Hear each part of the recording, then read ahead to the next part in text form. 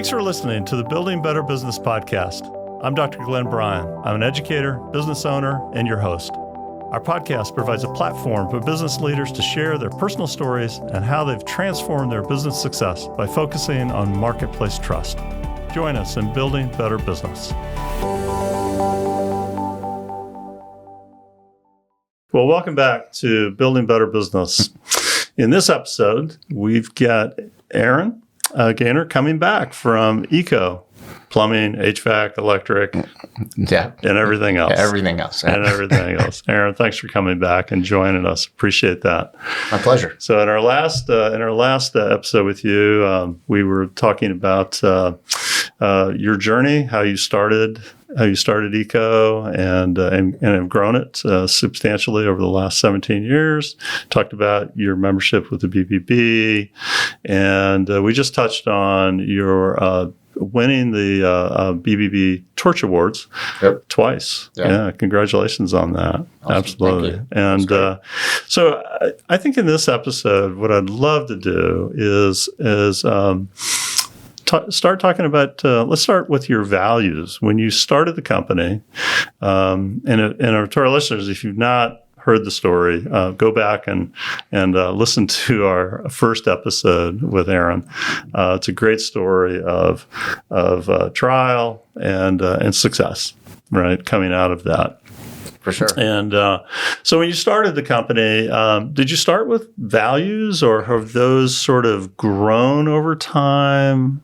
Talk to me about that. It started with basically like just your character value, right? Like as we talked about, which BBB, it was like there wasn't any written values. Wasn't like at first I'm like, when we started the business, just trying to survive, trying to do work, try to do good work, and try to build relationships, right? But to be clear, you this was coming from your heart, because this was character coming through in big time, because you went back and said, look, we're going to take care of the work that maybe didn't get done before, right? Mm-hmm. And you stepped in, again, as you said the other day when you were visiting with us, you didn't have to do that, but you did it. Yeah, it was the right thing to do, and they were going to give me opportunity, right? And that was when they collide, right? The right time, right? But I guess to the point of like, did we have values to start? Yes and no. When I say that, it's like, no, we didn't sit down like traditional business book, right? And put them on the wall, write them up, write down your values, know your core values, or whatever language you use. And that came as over time as we started developing. We wanted to make sure we had a way to explain something. Read a great book called Traction, which is EOS. Another great book. Yeah, highly recommend that to people. And that really. And some Patrick Lenciani stuff, 5 Dysfunctions of a Team, and some other leadership books there.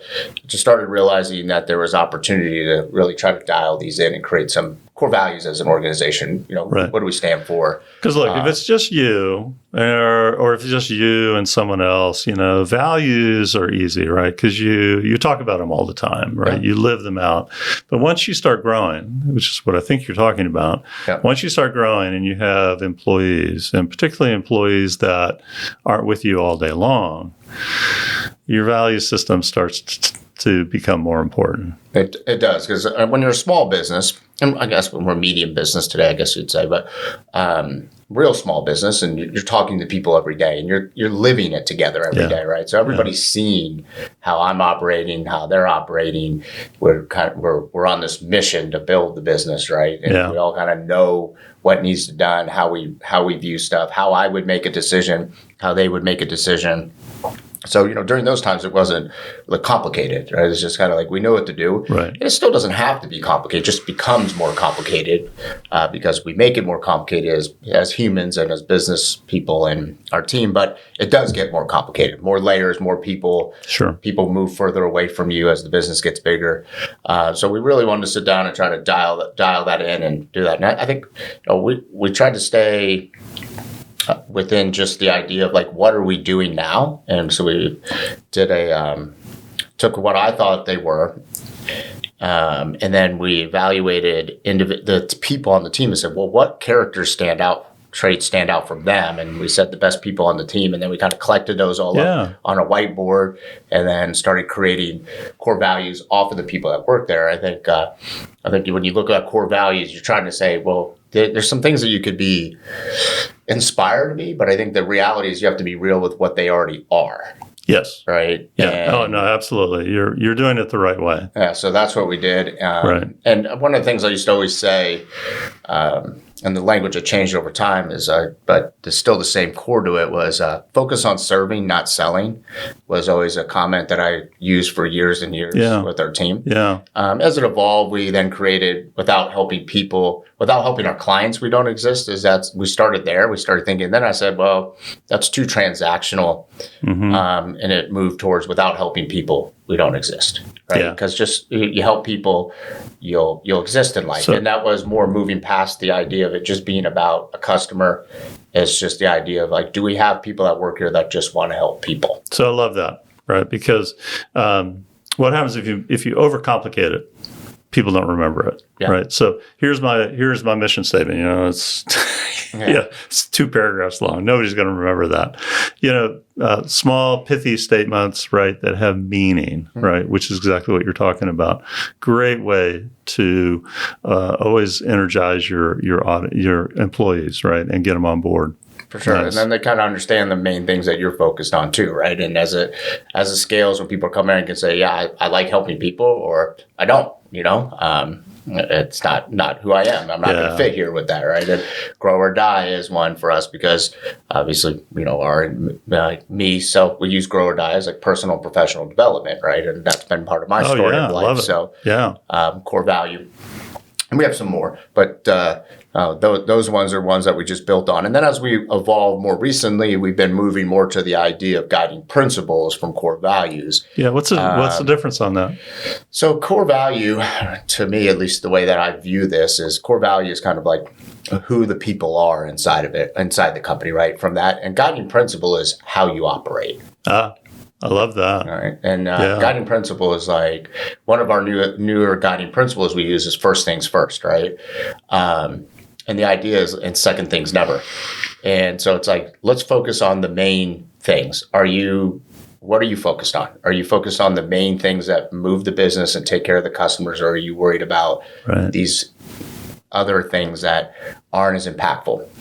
Because as the business scales, you get a lot of people that have a lot of ideas, which is great. You want people in your business, a lot of ideas. And a lot of things want to ebb and flow and change. And it's easy to get away from the things that built you. Yeah. And it's going back to first things first. There's 100 things we could do today. Yeah. Yep. What should we be doing? What should we be doing? Right. Yeah. So when we started thinking about that and then understanding if, that's how you operate. If you're not, what should you do? So it helps you move from the idea of a core value of a person to today making decisions. I like that. And that's where we've been moving towards in the last 6 months, and started moving and rolling some of those out to the team. Same thing. One is like take opportunities as challenges, right? And it's like, okay, so you have a issue comes up, just take it as a challenge. Yeah. Figure it out, right? That's kind of the mentality there. Could be consistently great. So, again, are you doing the consistently great things that we need to do every day to build the business? And if you're not, then what are you doing? So it helps guide people back. So guiding principles is just the idea of, can I check myself, and can other people in the organization can use it too with you. So that's the idea there, is that it's they're said out loud, they're known, and it's easy to eliminate conflict in an organization because we can say, is this a first thing? And you could say, it's not. It's not first thing. You're right. Right. Saves a lot of conversation. Yeah. You go right at it. Yep. I'm sitting here thinking about the old FedEx advertising line, which is really a guiding principle. Remember that, when it absolutely positively has to be there overnight. Yep. FedEx. Yeah. Right. And I always tell my students that line, and then I always go, so it's the end of the day, everybody's gone, and there's a box on the floor. What do? you deliver it. You deliver it, yeah. Right? You deliver it. Right? It's a guiding principle, right? That's true. That is very much true. Yeah. That's why FedEx built what they built, right? I mean, there might be different things with FedEx today than there was, but when they built that, or the thing, it was about that, right? Yeah. Because, as business owners and as managers, we think differently, right? In our heads, we're thinking differently about the organization. We know where it needs to go. And our employees aren't thinking that way, at least not all of them. And so so we have to have these systems, these ways of operating that bring people really close to where we want them to be, because we're not doing the work anymore, right? You're not, you probably go out every once in a while, but you're not doing the work. You're managing a growing business, right? And so you need your employees to be thinking and acting like you as much as possible. That's what you hope for. Now it takes time to develop people in different skill sets and learn, but that's why I think from the core value, you still look for the core value in people and move to the guiding principle. So you can really help focus people in a decision-making way. So it thinks about how would I make the decision, or how should we make the decision using these things, right? One thing that we have on there too is bring more energy than you take, right? And I mean, nobody wants to work with people that just suck the energy out of you, right? And so it's like, no, thank you. Yeah, and every organization has those people somewhere, somehow, right? And people don't say anything, don't call it out. So now it's just part of a guiding principle. So it makes it easy to say, are you bringing more energy to work, or are you taking more energy, right? So I'm curious, what does your hiring process look like? Are you looking for skills? Are you looking for character? Are you looking for attitude? What are you looking for when you hire? Well, skill is not the first thing we're looking for, because we can teach people the trade at the school. You have an Eco University to train them. It's great if we find somebody that's a great tradesperson already and has that. Again, coming down to is trying to find the right people, communication skills, and drive. I think when I also, I know maybe these words are overused at times, but just I like grit in people. I like people that have been through things and have overcome challenges already in life. Doesn't mean that they can't be employed if they haven't, but finding people that have had to overcome something, because what we do every day is not easy work. It's hard work. You're driving around by yourself. You're in and out of houses. You're in crawl spaces. You're in ditches. You're in sewers. You're in the hot. You're in the cold. You're in, all types of stuff, right? Right. So that, and just people that can fight through those things mentally and have already overcome stuff. So, grit to me is, it's not, I wouldn't say it's written down as like find people with grit, but you're looking for that type of stuff. So we have a pretty decent interviewing process. They go through a lot of questions, do stuff. We do color codes and disc profiles and other things along the way too, to kind of understand. So a lot of that type of stuff goes on. Yeah. Which is interesting, because that's that softer side of business, right? And what's fascinating to me is, and it's probably stereotype, but when you're in the trades, it's like, this is hard work and we're going to man up, right? Yeah. And yet you're talking about really some human behavior type testing and examination of people, right? So it's the softer side of business. Yeah, I come from the old school for sure. Didn't. Yeah, I got nothing wrong with that. Nothing wrong with that. I the work's got to get done. Appreciate everything that I ever learned to trade. I mean, but you're in a different time, and I think even some of our managers that are more maybe my age group or stuff are always wanting to be like, oh, it's got to be just do right. And it's like, look, like we got to be adaptable to the workforce that's out there, and understand who those people are. And again, I think there's this belief that there's a young audience of people that don't want to really work, and I strongly disagree. I see every day at our place young people that want to work. I'd love to hear that. They need guidance, like all of us did, right? It's just a different way of guiding them. Before it was like, here's your shovel, don't talk to me again until the ditch is done. And I'm saying that way nicer than it was said to me. I remember those days. Yeah, right? So, And if I asked for a jackhammer back then, they said you were the jackhammer. Yeah. All right. So I think it's just trying to understand that, and I still think that sometimes you do need to push people still a little bit and say, hey, it's got to get done, right? Because it does at the end of the day. Yeah. So it's just trying to understand the balance of that and assess those. And we're not perfect at it. We make mistakes hiring people all the time. And I don't know anybody that does it perfect, but we keep trying and we keep trying to figure it out. And as I tell our team, I said, look, we're far from perfect at what we do and how we do it. The only thing I do believe that we are better than some of our, I'll say, competition is I think we just try harder. Like that's it. Yeah. We just keep trying, right? We try harder, but you're building a lot of systems behind that, so that your employees are coming along with you with that. We have systems, we have training, we have leadership training. Yeah. The other day we took 31 managers out of the office for 3 days and spent 3 days. I did the training with them in person. 3 days. We did 3 days of leadership and management development training for 3 days. Rented out a place, put together a program. Yeah. And, we did it with them. And so that's developing people, right? And there's a lot of young managers that have never been managers before. Yeah. That are working their way up through it. And that's, we have people from the outside that have come in, but most of our workforce in there is people coming up in the trades with us. Yeah.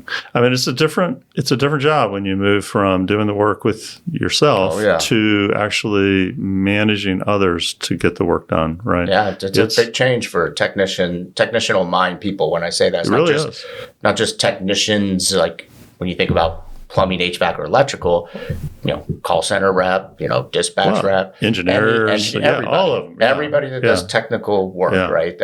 It's a change, and it does take a different skill. I do want to explore the third C that we always talk about is customer, which is really customer satisfaction and the engagement of customers. In our previous episode, we talked about your market research technique early on. So what are you doing? What do you do today to make sure that your customers are satisfied, that they're still speaking highly of your company? What do you do about that? I'll say it's different today, right? It's a way of how do we track that? How do we look at that? There's a lot of platforms for people to put stuff on. Yeah, right? It's changed over your 17 years. Yeah. A lot of social media. Yeah, through different social media platforms, to neighborhood things on Facebook, to Nextdoor, to Google, obviously. To many different, you could just BBB, right? There's so many places that people state and put things. Just word of mouth through, still old school word of mouth to come back. So we do have somebody that we have on our team. Her full-time job is, we call her the customer advocate. Her job is to basically just solve and do research on any customer issues that happen.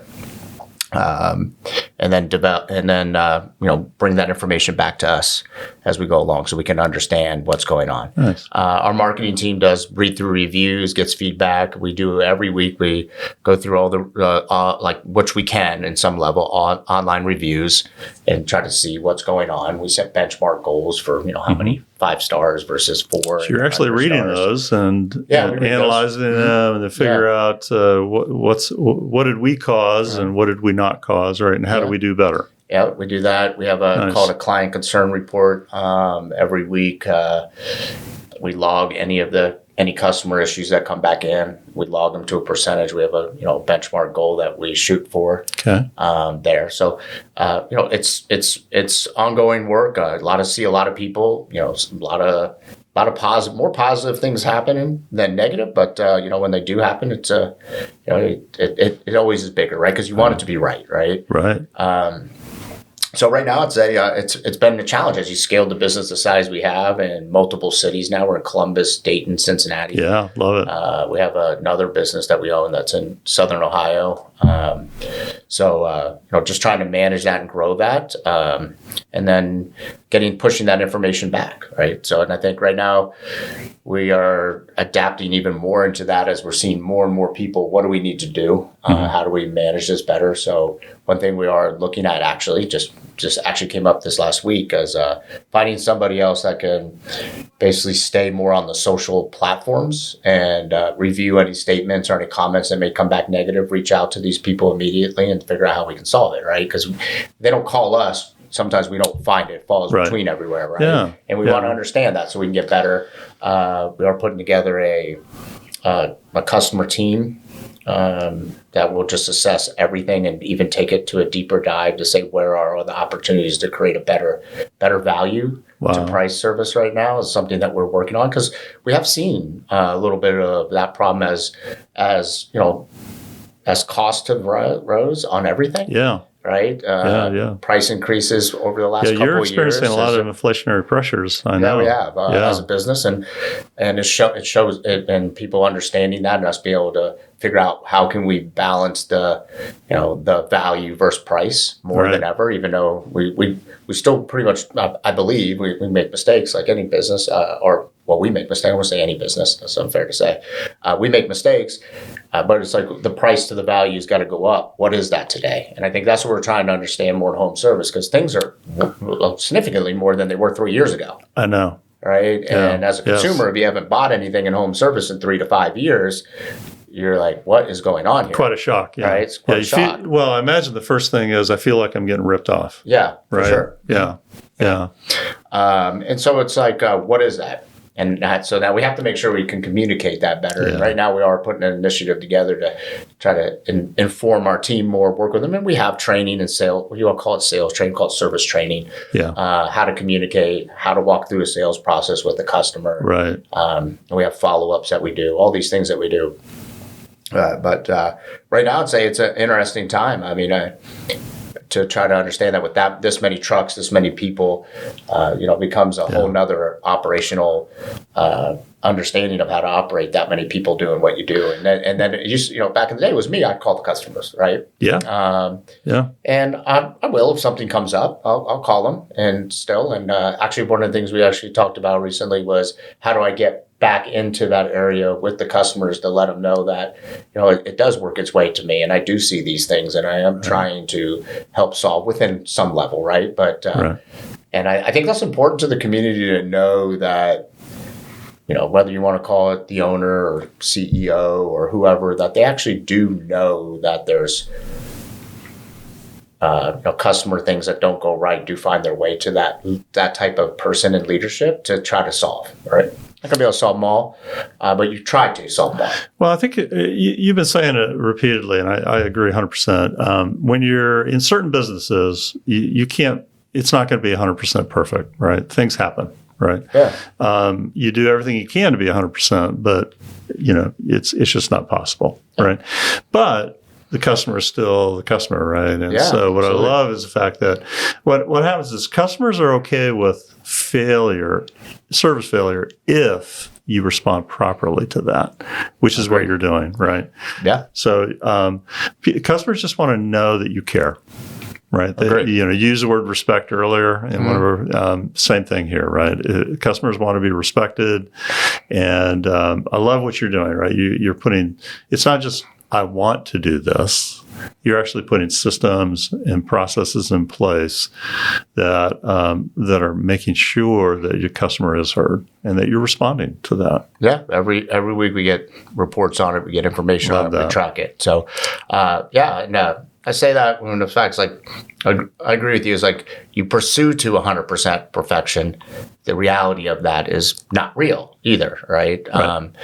But it doesn't mean that you don't keep pursuing to it and keep trying to find how you solve it. And some of the best customers we have today are ones that we messed something up with before and came through and fixed that. Absolutely. The theory will tell you that, by the way. If you respond right, customer satisfaction can go higher. Yeah. Because I was heard. Right. So the other thing that's really important that I want to talk with you about is your community involvement. Went to your website and you've got a whole page on volunteerism and Talk to me about that. Why are you doing that? And what are the benefits? So I think as we started scaling the business, you start to realize it's your, I guess I'll use obligation. How about that? I love that word. Yeah. Your obligation to give back to the community. Yeah, I love that. As you scale a business, if the community is going to give you business and believe in you and spend money with you and do things, then your job is to find ways to give back, right? Yeah, So one of the biggest ones we've been part of over the years is Nationwide Children's Hospital. Every time I go over there, over the years, or think about it's just impressive. Yeah, that place, right? And I think sometimes I remember driving by when I was younger down there, and nobody wanted to go down over that area that much, right? Unless you had to, just being straight up, right? But to see what it's become and where it is, and I think sometimes we drive around and we see Nationwide Children's Hospital here. I think sometimes we forget like what it really is. Like we're very fortunate to have that right here in our city. It's a great mission. Great mission. Yeah, no doubt. Lots to be able to help our children in this community right here locally. Mm-hmm. Pretty impressive what they do. So that's been something that we've been part of for a while. Lots of other charity stuff that we've done too. We'll do different things at different times depending on what they are. But I think it's just important just to find things to do. Mid-Ohio Food Bank or collection now. We've done a lot of stuff there. I remember a couple years ago we did a campaign. Maybe it's 3 years ago now during COVID time when people were really hitting the food bank and doing stuff. Yeah, hard times. We had.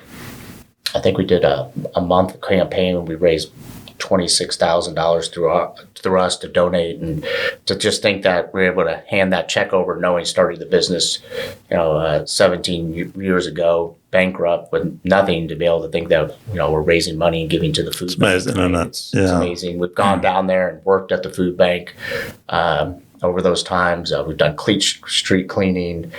We've done a lot of different things. I mean, I could a list of them. But I appreciate you bringing it up. It's on our website. We have a little spot on Do It, but I would say that we probably don't. Well, I don't know. We don't try to brag about it. We just kind of do it. No, you're doing it. So part of this is obviously coming from you, from your own heart, in terms of your you say obligation, but the privilege of doing business in a community, right? Is to be also giving back to that community. Yeah. Do you think there's any benefits back to maybe your employees in terms of how they believe in the value system of the organization? Well, yeah, I think one thing is if you, like I mentioned earlier, is, without helping people, you don't exist. And if you only say that when it comes to the idea of serving your customer or just helping the people on your team, but you're not doing anything in the community, then are you really living into these values? And I think that's part of every organization. Ask yourself is, are you? And we're not all going to be perfect at it all the time, but it's like, if you're not, then you're not doing that. Then are you really helping people? Right? Yeah. And are only helping people when you actually benefit from it. And look, we all know that there's a lot of benefits from being part of charities and donating and social validation type of stuff from it, and networking and all types of stuff. There's a lot of other that positive stuff. But I think sometimes you just need to do it because it's the right thing to do and it's in your heart and you just do it. Right. Well, listen, so focus 4C. Right. And this conversation is perfect. We've talked about character and how that drives an organization. We've talked about culture and how do you build a culture of organization, particularly in your case where it's, your workforce is distributed out. Yeah. We've talked about customers and how important they are, and they're just not sources of profit. Right, that they are human beings, right, and they want to have respect, and then we've talked about a couple different ways of giving back to the community, not only the community itself, but also the industry. Right, we've talked about that in our last episode. I'm thinking about your guiding principles, right? And so the 4 C's for me are just sort of a guiding principle. They're an easy way to think about what are those things that can leverage my business to a new level, right? Because ultimately they all interact. They're all interacting to create what we call marketplace trust which is not only trust between you and your customers, but also with the community, but also with your employees, right? And so there's this sort of system that works if you kind of do that. And you, Aaron, you've done a great job. I mean, it's very clear that you're very thoughtful about your organization.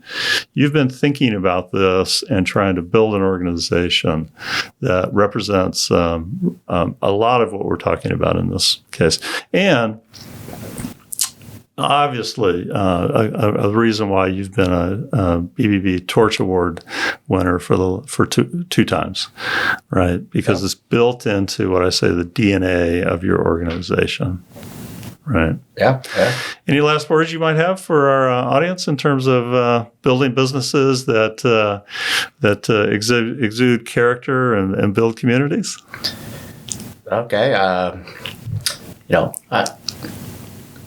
I'll say this, I guess. First off, I want to thank everybody on my team and the people that have been part of our organization, whether they're with us today or passed through with us along the journey. There's been so many people that have helped build this business. Never did any of this on my own. I have great people on the team that have been part of the journey from the beginning still until today, and new people coming on. So I just, want to realize that none of us can do it without other people. It's just not possible. As much as we, want to be entrepreneurs or want to be, warriors per se, and go take on the world, like you got to do it with a great group of people. So that, and I think of there's people that are just growing their business or starting is, just be okay not knowing what you don't know and ask for help. I think that was important to me along the way. I think sometimes we think we'll just solve it all by ourselves. And what I've realized throughout my time growing this business and meeting great business people, entrepreneurs, or just great people is most people do want to help each other, and they're open to help, and you just got to ask. Yeah. But you also have to do it in a respectful way of their time. I think that was one thing that I learned is when somebody was like, hey, I can do this, but I can only do it on this day at this time. It's like, well, then you make yourself available, right? Because a lot of times people want it to be done on their time when it's available for them. It's like, well, if you're asking for help, make yourself available. So I think just that, and appreciate the BBB. For having me here and the years of the relationship with the Better Business Bureau, and getting an opportunity to get win the Torch Award twice as an organization says a lot about our relationship and what we've been able to do here. So that's what I got. Appreciate great closing words. Thanks, Aaron. Yeah. Well, that brings our episode to a close. Thank you so much for listening. We'll be back next time with more episodes talking about the 4 C's: character, culture, customers, and community. Thanks for listening to the Building Better Business podcast. To stay up on the latest episodes, be sure to subscribe and go to focus4c.com to sign up for a weekly newsletter for more stories and practical applications.